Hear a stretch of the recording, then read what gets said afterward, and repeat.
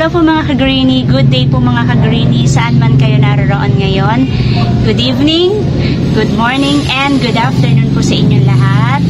And for today's video, magtatanim po tayo ng jade plant para sa mga first time na mag-aalaga nito. Pero bago yan, sasagot muna ako sa tanong ng aking subscriber kasi nag-comment po siya doon sa comment box ko at ito po ang kanyang tanong. Comment ito ni Ann Gallardo. Hello po, ask ko lang po kasi nag-order ako ng mga succulent from Benguet tapos walang lupa nung dumating. Okay lang po ba kaya na matagalan ng paglagay ko sa pot kasi mga after 2 days pa ako makakabili ng lupa po, di kaya sila mamatay? Salamat po if mapansin. Yes, hindi po agad sila mamamatay. Kagaya po siya ng ganito. Yan, dumating po ba sa inyo ng nakaganito, walang lupa, naka-air dry? Relax lang po kayo, hindi po siya mamamatay. Ako po, pag nag-order ako sa Benguet, hindi po ako excited magtanim. Pinakamatagal ko po siyang iripat ay 7 days. At kapag ayaw ko siya paabuti ng 7 days, mga 3 days or 4 days ko pa bago siya itanim. Kaya okay lang po na hindi ninyo ipat agad ang mga bago ninyong order na galing sa Benguet na nakaganito. Hindi po yun mamamatay. Sana po nasagot ko ang inyong katanungan. Ito po yung jade plant na itatanim ko. Galing po itong Dangwa. Nabili ko siya last day pa. At meron po yung original soil. Ngayon, iriripat ko siya, itatanim ko siya. Pero in-air-dry ko po muna yan ng 3 days. Tinanggalan ko siya ng original soil. At nilagay ko lang po siya dyan sa malilim na area ko para po mag-dry yung kanyang roots. So ngayon, pwede na siyang itanim kasi dry na yung kanyang roots. At yung mga gagamitin ko ay green pot ko, Osmocote ko, fertilizer, cinnamon, at yung aking potting mix. So 2 pot yung aking gagamitin. Ito muna, yan. At ito munang dami na to. Kasi hinati ko na po yan. Ayan siya. So, lahat po ito ay ididip ko sa cinnamon. Pero maglalagay muna po ako ng paunang soil. At ito po yung aking potting mix. Reuse po ito. Pero nilagyan ko na po yan ng dagdag na rice hull at vermicast. Vermicast yung ano po siya. First fertilizer po sa ating potting mix. So, ganyan. At i-dip ko siya sa cinnamon. Lahat po yan. Para po mabilis siya mag-roots. Yun po yung pinakagamit ng cinnamon or for insect. Protection niya po sa insect. Fungus na rin po. Yan. At ganyan po.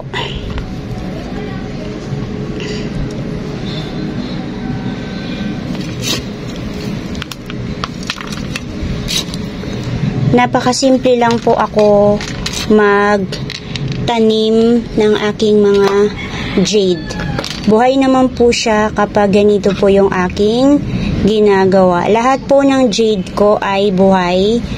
Simula po nung ako ay nagtatanim ng mga succulent.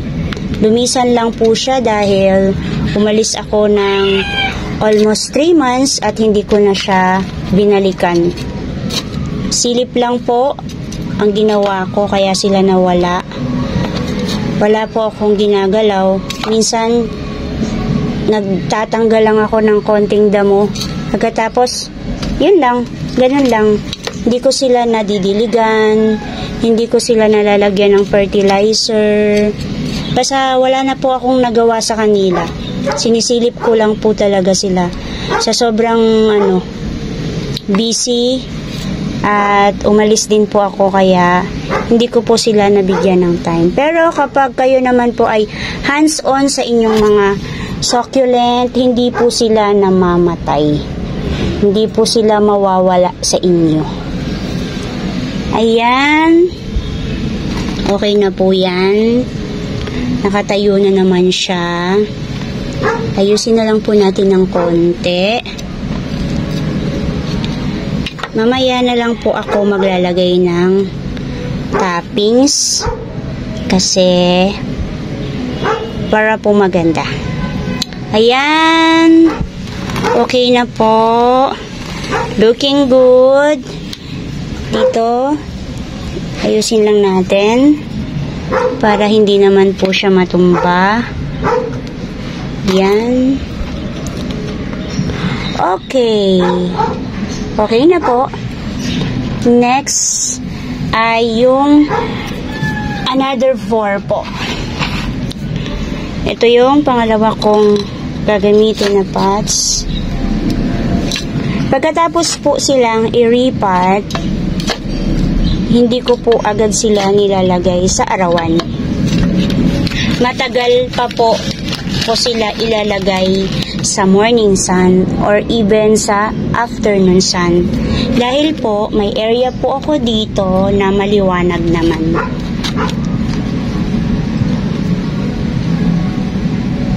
Kahit po hindi siya naaarawan, maliwanag naman po yung area na yon.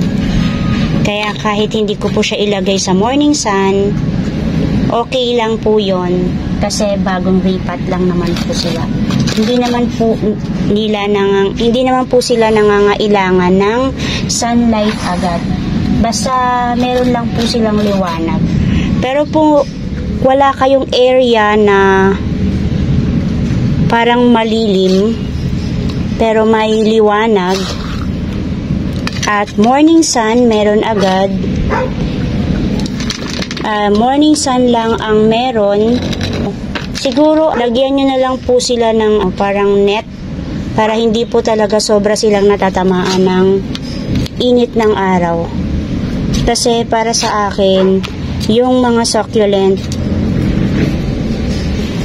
hindi po agad sila pinapaarawan agad-agad. Kagaya nito, bagong repot, ilalagay po ba agad ninyo sa morning sun?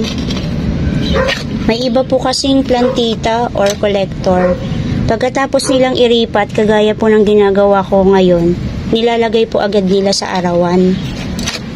Kung okay naman po sa kanila at matagal na nilang ginagawa yon, choice po nila yon or technique po nila yon.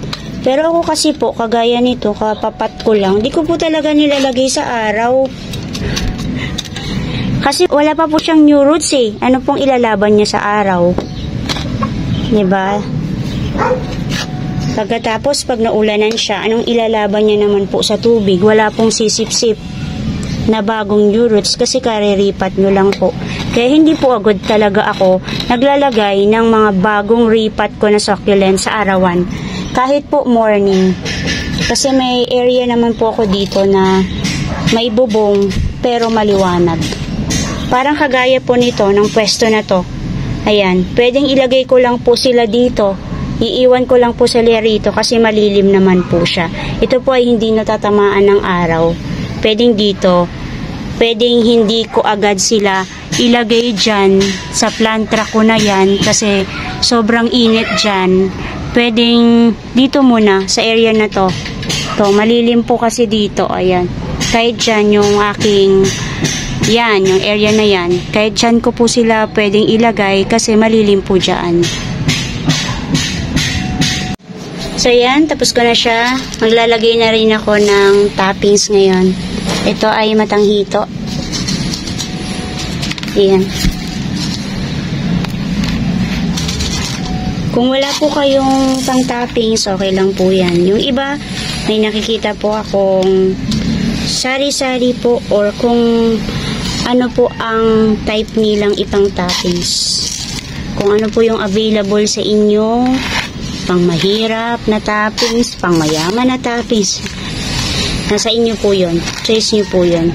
Kung wala naman kayong pang toppings, okay lang po yun.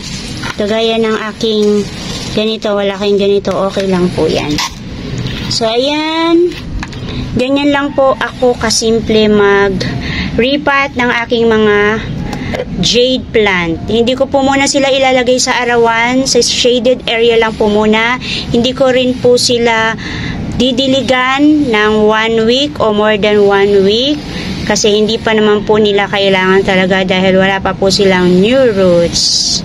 And that's it for today mga ka-greenie. Sana may nakuha kayong tip sa video ko na ito kung paano ako mag-repot ng mga jade, lalong-lalo na sa mga first time na mag-aalaga. Ganyan lang po kasimple.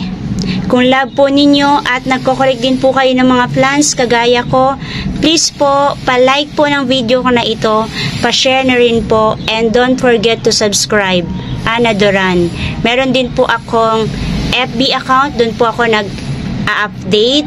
Follow po ninyo ako. Thank you Lord sa araw na ito. May God bless you all. Bye-bye po mga ka-greenie.